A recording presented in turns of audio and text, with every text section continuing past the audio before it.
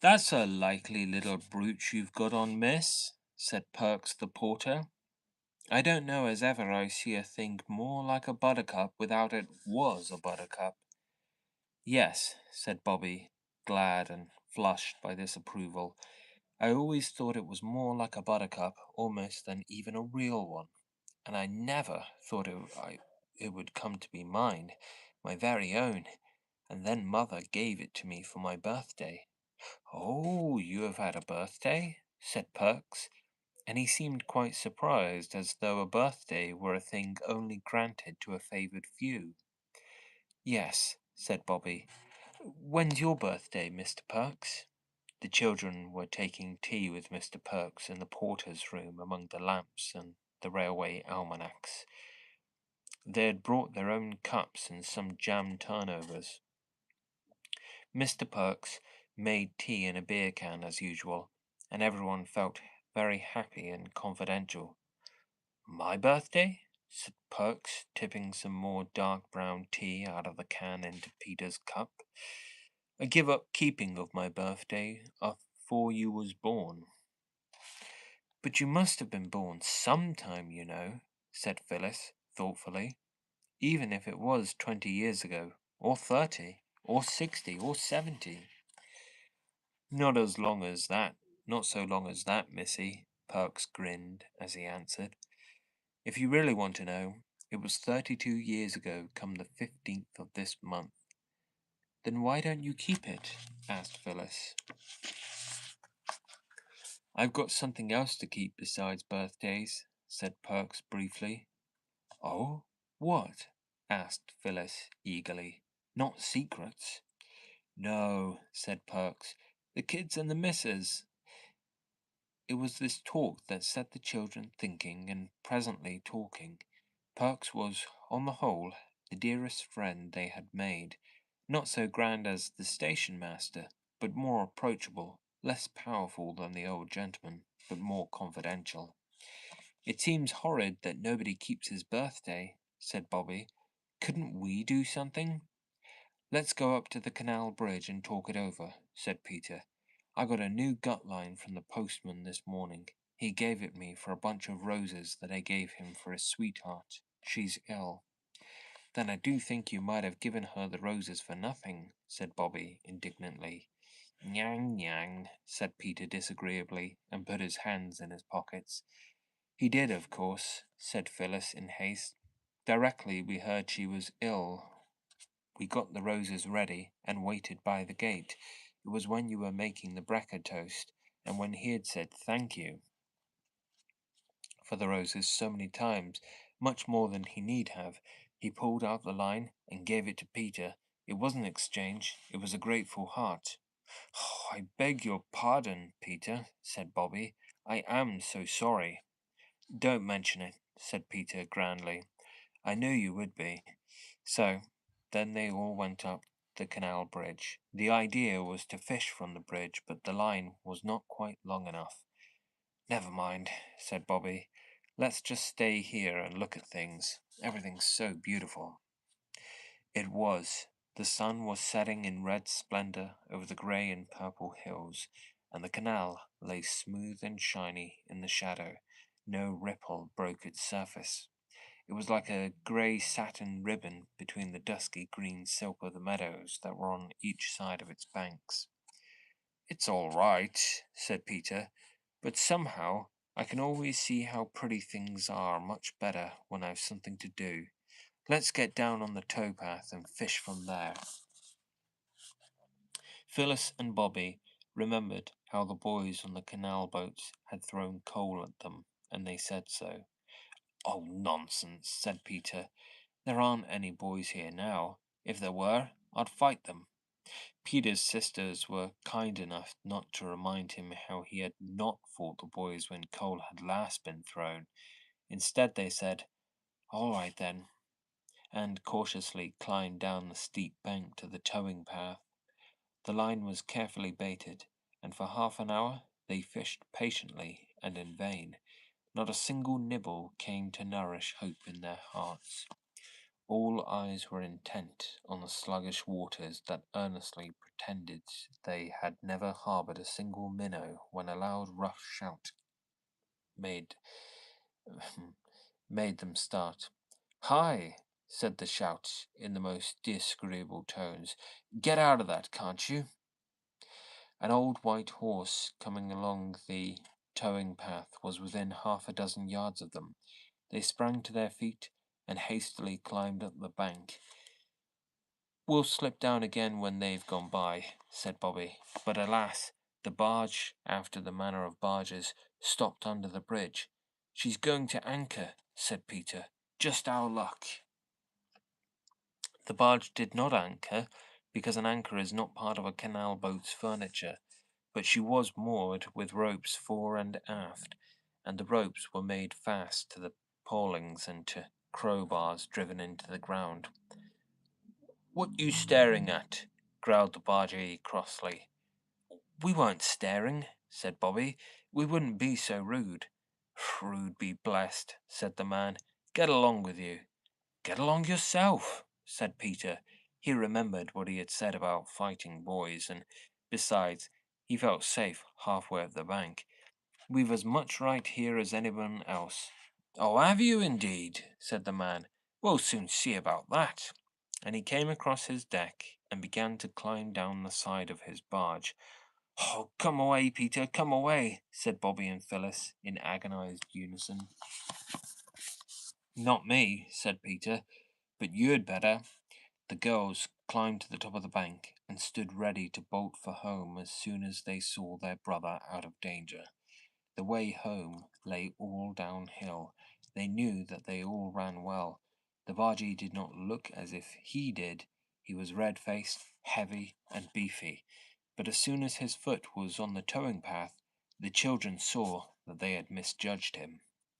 He made one spring up the bank and caught Peter by the leg, dragged him down, set him on his feet with a shake, took him by the ear, and said sternly, "Now then, what do you mean by it? Don't you know these 'ere waters is preserved? You ain't no right catching fish here, not to say nothing of your precious cheek." Peter was always proud afterwards when he remembered that with the bargee's furious fingers tightening on his ear, the bargee's crimson countenance close to his own, the bargee's hot breath on his neck, he had the courage to speak the truth. "I wasn't catching fish," said Peter. "That's not your fault, I'll be bound," said the man, giving Peter's ear a twist.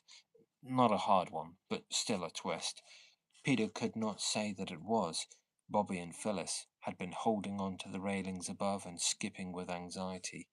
Now suddenly Bobby slipped through the railings and rushed down the bank towards Peter so impetuously that Phyllis, following more temperately, felt certain that her sister's descent would end in the waters of the canal. And so it would have done if the bargee hadn't let go of Peter's ear and caught her in his jerseyed arm. "Who are you a shoving of?" he said, setting her on her feet. "Oh," said Bobby, breathless, "I'm not shoving anybody. At least not on purpose. Please don't be cross with Peter. Of course, if it's your canal, we're very sorry, and we won't fish any more, but we didn't know it was yours." "Go along with you," said the bargee. "Yes, we will. Indeed we will," said Bobby earnestly. "But we do beg your pardon, and really, we haven't caught a single fish. I'd tell you directly if we had. Honor bright I would." She held out her hands, and Phyllis turned out her little empty pocket to show that really they hadn't any fish concealed about them. "Well," said the bargee more gently, "cut along then, and don't you do it again. That's all." The children hurried up the bank. "Chuck us a coat, Maria," shouted the man, and a red-haired woman in a green plaid shawl came out from the cabin door with the baby in her arms and threw a coat to him. He put it on, climbed the bank, and slouched along across the bridge towards the village. "You'll find me up at the Rose and Crown when you've got the kid to sleep," he called to her from the bridge. When he was out of sight, the children slowly returned. Peter insisted on this. "The canal may belong to him," he said, "though I don't believe it does. But the bridge is everybody's. Dr. Forrest told me it's public property. I'm not going to be bounced off the bridge by him or anyone else, I'll tell you. Peter's ear was still sore, and so were his feelings. The girls followed him as gallant soldiers might follow the leader of a forlorn hope. I do wish you wouldn't, was all they said. Go home if you're afraid, said Peter. Leave me alone. I'm not afraid. The sound of the man's footsteps died away along the quiet road. The peace of the evening was not broken by the notes of the sedge warblers or by the voice of the woman in the barge singing her baby to sleep. It was a sad song she sang, something about Bill Bailey and how she wanted him to come home. The children stood leaning their arms on the parapet of the bridge. They were glad to be quiet for a few minutes because all three hearts were beating much more quickly. I'm not going to be driven away by any old bargeman. I'm not, said Peter thickly. Of course not, Phyllis said soothingly. You didn't give in to him, so now we might go home, don't you think? Nothing more was said till the woman got off the barge, climbed the bank, and came across the bridge. She hesitated, looking at the three backs of the children. Then she said, Ahem. Peter stayed as he was, but the girls looked round. You mustn't take no notice of my Bill, said the woman. His bark's worse than his bites. Some of the kids down Farley Way is fair terrors. It was them put his back up calling out about who ate the puppy pie under the Marlow Bridge. Who did? Asked Phyllis. I don't know, said the woman. Nobody don't know. But somehow, and I don't know the why not the wherefore of it, them words is poison to a barge master. Don't you take no notice. You won't be back for 2 hours good. You might catch a power of fish afore that. The light's good and all, she added. Thank you, said Bobby. You're very kind. Where's your baby? Asleep in the cabin, said the woman. He's all right. Never wakes before 12. Regular as a church clock he is. I'm sorry, said Bobby. I would have liked to see him close, too. And a finer you never did see, miss, though I says it. The woman's face brightened as she spoke. Aren't you afraid to leave it? Said Peter. Oh, love you, no, said the woman. It would hurt a little thing like him. Besides, Spot's there so long. The woman went away. Shall we go home? Said Phyllis. You can. I'm going to fish, said Peter briefly. I thought we came up here to talk about Perks's birthday, and said Phyllis. Perks's birthday'll keep.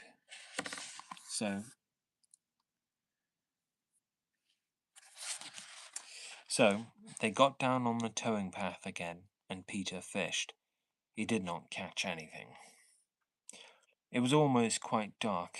The girls were getting tired, and as Bobby said, it was past bedtime, when suddenly Phyllis cried, What's that?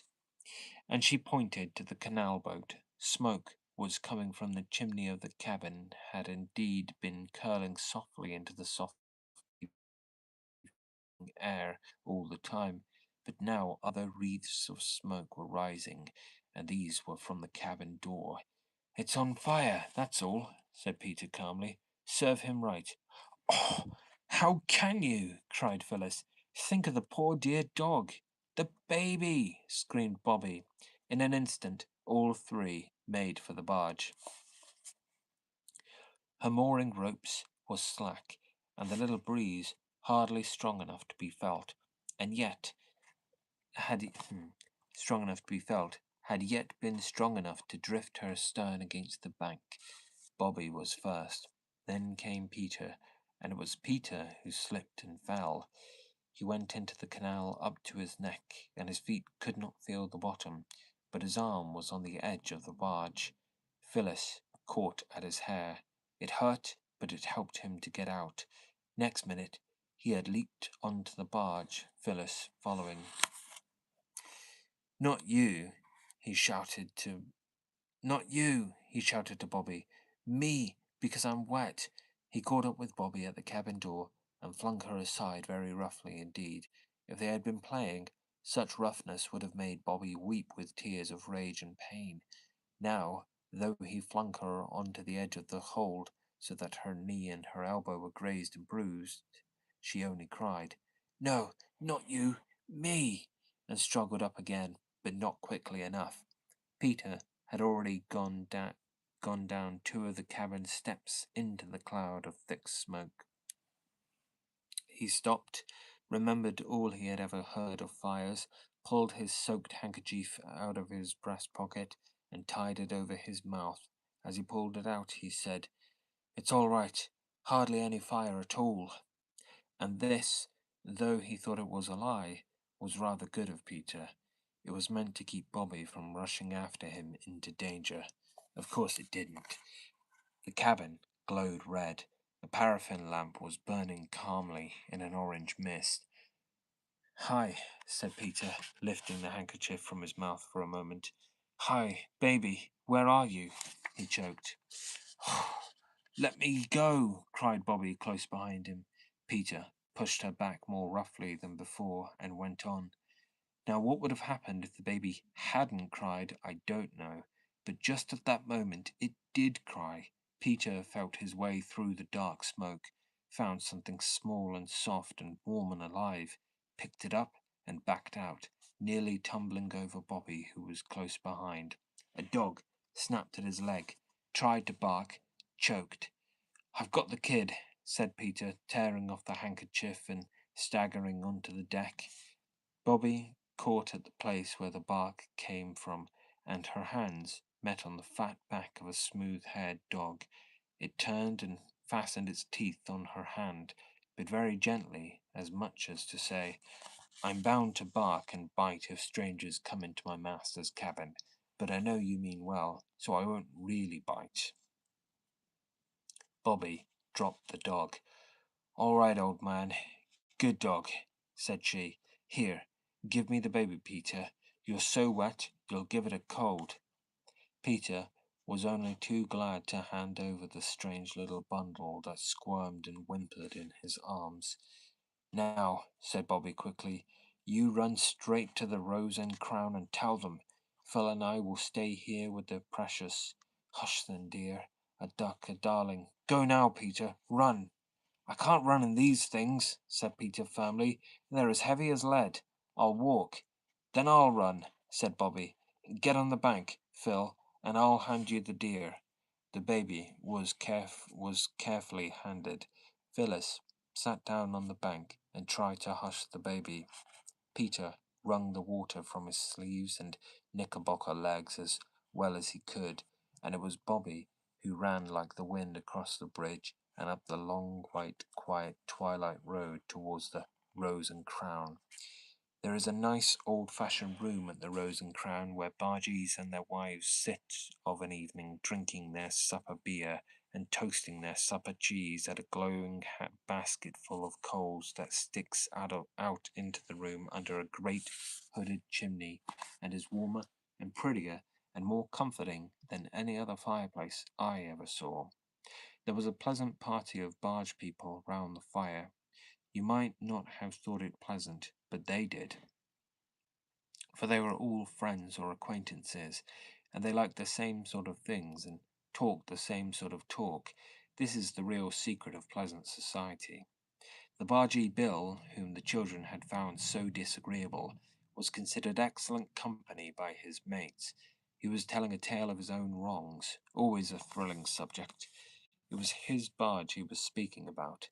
"And he sent down word, paint her inside out, not naming no colour, d'ye see. So I gets a lot of green paint, and I paints her stem to stern, and I tell you, she looked A1. Then he comes along and he says, 'What you paint her all one colour for?' he says, and I says, 'Cause I thought she'd look first rate,' says I, and I think so still. And he says, 'Do yer? Then ye can just pay for the bloomin' paint yourself,' says he. And I had to. A murmur of sympathy ran round the room. Breaking noisily in on it came Bobby. She burst open the swing door, crying breathlessly, Bill! I want Bill the bargeman! There was a stupefied silence. Pots of beer were held in mid-air, paralyzed on their way to thirsty mouths. Oh, said Bobby, seeing the barge woman and making for her. Your barge cabin's on fire. Go quickly. The woman started to her feet and put a big red hand to her waist on her left side, where your heart seems to be when you are frightened or miserable. Reginald Horace, she cried in a terrible voice. My Reginald Horace. All right, said Bobby. If you mean the baby, got him out safe. Dog too. She had no breath for more, except, go on. It's all alight. Then she sank on the alehouse bench and tried to get that breath of relief after running which people call the second wind, but she felt as though she would never breathe again. Bill the bargee rose slowly and heavily, but his wife was 100 yards up the road before he had quite understood what was the matter. Phyllis, shivering by the canal side, had hardly heard the quick approaching feet before the woman had flung herself on the railing, rolled down the bank, and snatched the baby from her. Don't, said Phyllis reproachfully. I just got him to sleep. Bill came up later, talking in a language with which the children were wholly unfamiliar. He leapt onto the barge and dipped up pails of water. Peter helped him, and they put out the fire. Phyllis, the bargewoman, and the baby, and presently Bobby too, cuddled together in a heap on the bank. Lord help me. If it was me left anything as could catch a light, said the woman again and again.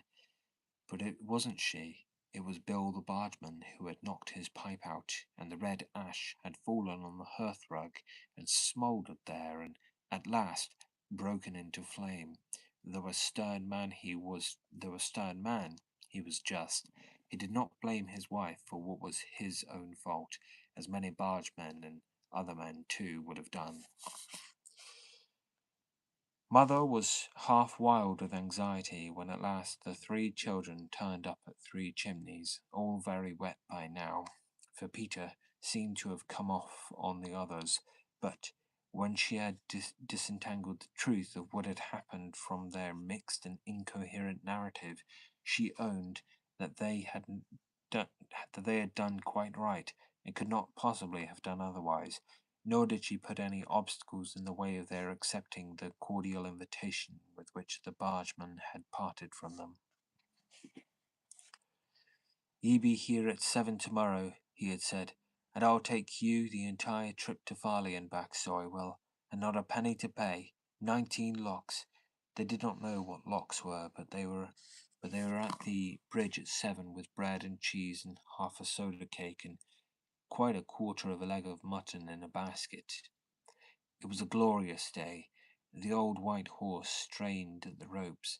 The barge glided smoothly and steadily through the still water. The sky was blue overhead. Mr. Bill was as nice as anyone could possibly be. No one would have thought that he could be the same man who had held Peter by the ear.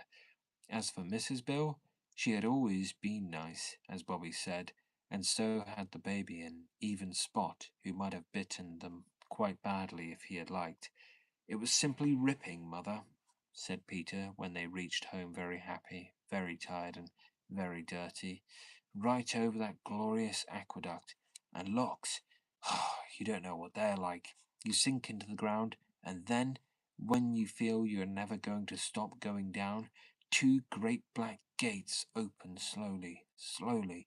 You go out, and there you are on the canal, just like you were before. I know, said Mother. There are locks on the Thames. Father and I used to go on the river at Marlow before we were married. And the dear darling ducky baby, said Bobby. It let me nurse it for ages and ages, and it was so good. Mother, I wish we had a baby to play with. And everybody was so nice to us, said Phyllis. Everybody we met. And they say we may fish whenever we like. And Bill is going to show us the way next time he's in these parts. He says we don't know really. He said you didn't know, said Peter. But Mother, he said he'd tell all the bargees up and down the canal that we were the real right sort, and they would treat us like good pals as we were. So then I said, Phyllis interrupted, we'd always each wear a red ribbon when we went fishing by the canal so they'd know it was us, and we were the real right sort and be nice to us. So you've made another lot of friends, said Mother. First the railway, and then the canal. Oh, yes, said Bobby. I think everyone in the world is friends if you can only get them to see you don't want to be unfriends. Perhaps you're right, said Mother, and she sighed. Come, chicks, it's bedtime. Yes, said Phyllis. Oh dear, and we went up there to talk about what we'd do for Perks's birthday, and we haven't talked a single thing about it. No more we have, said Bobby, but Peter's saved Reginald Horace's life. I think that's about good enough for one evening. Bobby would have saved him if I hadn't knocked her down twice, I did, said Peter loyally. So would I, said Phyllis, if I'd known what to do. Yes, said Mother. You saved a little child's life. I do think that's enough for one evening. My darlings, thank God you're all safe.